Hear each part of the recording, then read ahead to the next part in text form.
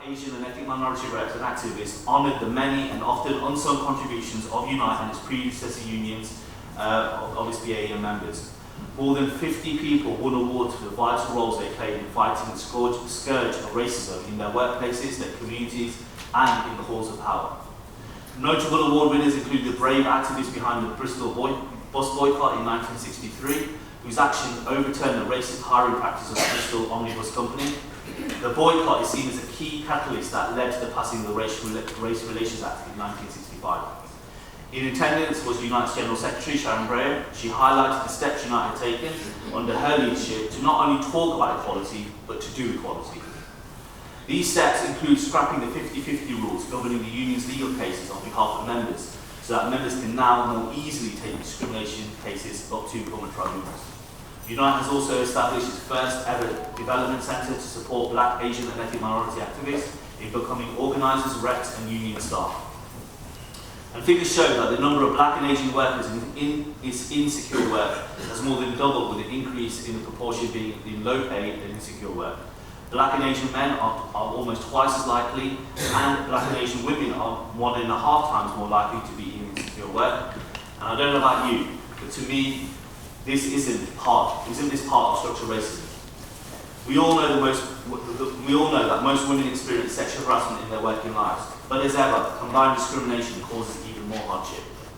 The TEC research shows that workplace sexual harassment is more prevalent for younger, disabled, Black and Asian and ethnic minorities, LGBT+ and migrant women, and unsurprisingly, those in insecure work such as zero-hour contracts and agency work. At Unite, we have revived our Black Women's Network, and it's open to all Black and Asian ethnic minority women across our union. It works in line with our National BAM Committee, and where action plans meeting are organised, and the outcomes and actions are circulated to all regional women and equalities officers to ensure that that's implemented. A TUC report found that 2 in 5 Black and Asian workers reported experiencing racism at work, and only 19% of those who had experienced harassment reported the most recent incident to their employer. Almost 1 in 5 had to work 2 or more jobs for financial reasons. 15% have worked on zero-hour contracts at some point. And finally, over 120,000 Black workers have left their jobs due to racism. Comrades, sisters and brothers, we all know too well that we can achieve true equality only when society's structures change dramatically and we finally get rid of institutional racism. So we must continue to fight racism in the labour market. We must make sure Black workers have decent jobs with decent pay conditions. We must continue to call for a ban on zero-hour contracts and bogus self-employment. We must organise Black and Asian workers into our unions, and we must have programmes to encourage, involve Black members to take up leadership roles.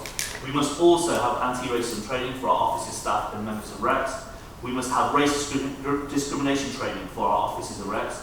And we must ensure that the anti-racism knowledge is part of all our campaigns. We must have race equality as part of our collective bargaining agenda and in our representations. And above all, we as trade union employers must lead by example. Thank you, colleagues. Race inequality.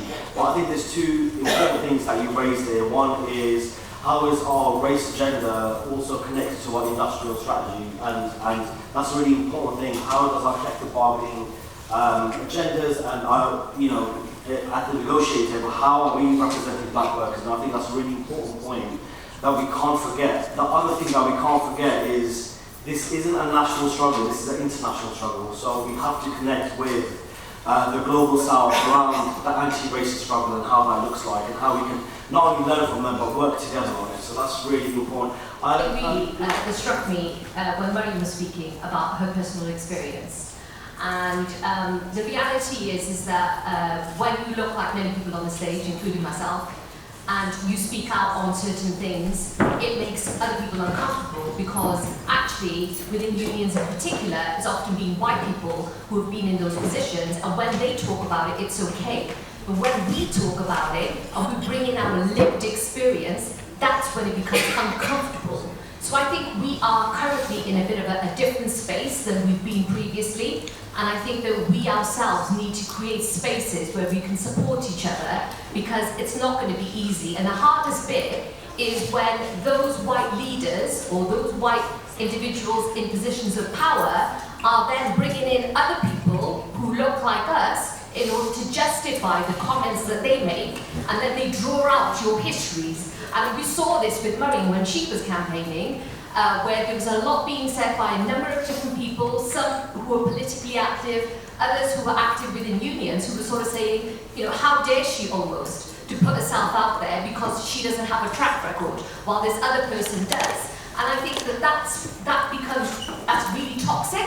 And we often talk about toxic masculinity and all of these things, but we don't really talk about the toxicity when it comes to race and the impact on individuals. So I think it's really important that we maybe have a think about how do we create those spaces, because if we don't have confidence in the new wave and the spaces that we're creating, then how are others going to also join us? Because we always say, right, I don't want to be the only person in this space. I want everyone to come with me and be a part of that journey. And that's why a lot of the stuff the parish was talking about in terms of what we're doing with workplaces and within our structures and everything is causing such a ripple.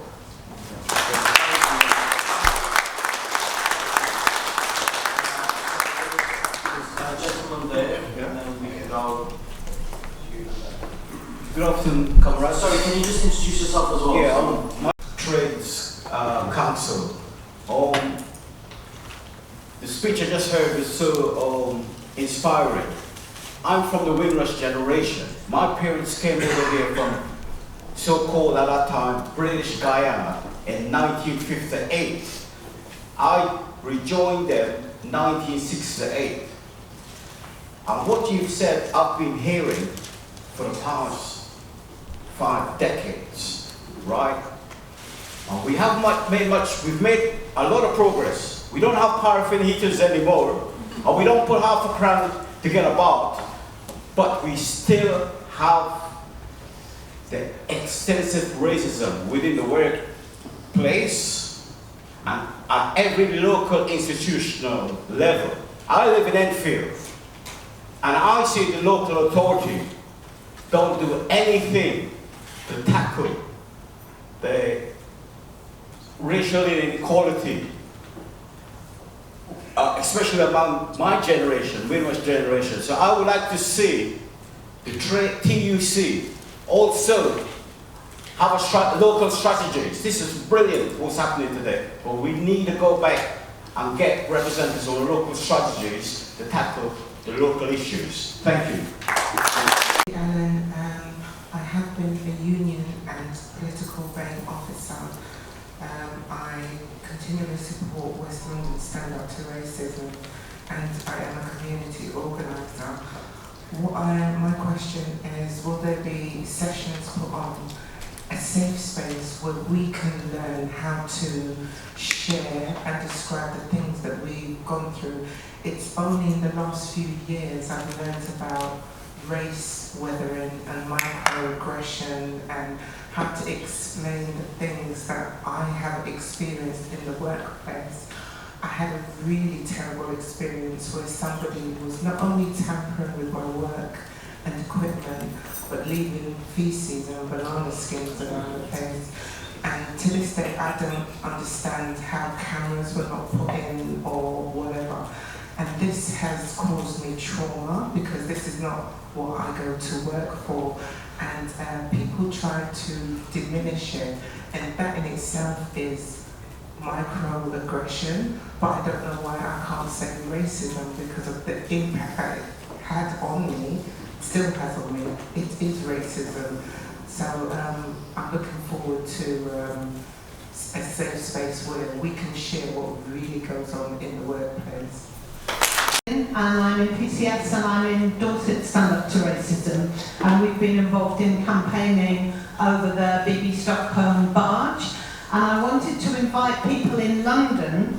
We're coming to London on the 28th of February because the local mayor in Portland she took the Home Office to court, and the judge said you've got to take the council to court. So now she's taking the council to court, and she'll be in the High Court on the 28th of February. So do come and join us outside. But I just wanted to say, Marianne said something about the scapegoating that's been going on this week of Christians asylum seekers, which, you know, if if you tried to make it up, you couldn't make it up, because, you know, they use Islamophobia to have a go at refugees, but these are Christians who have fled persecution and come to a Christian country, and so they have to make them into people who are just faking it and making it up to get their asylum claim. They've been using the example of the Bibi Stockholm, saying that there are 40 people from the Bibi Stockholm who attend local churches. Those are not 40 people who've converted since they've come here. They're 40 people who've fled persecution. And 6 of them have been baptised. They couldn't get baptised in their own country, and they're now celebrating being able to do that here. And they're being called fakers. And I'd just like to say, you know, what does Keir Starmer say in response to that? He says, plug the loophole. And, you know, in election year, really, we have to do better than that. We have to be demanding a real alternative that says no to racism, that says refugees are welcome, and that gives people some hope so that we don't just have to have a rearguard battle against the far right.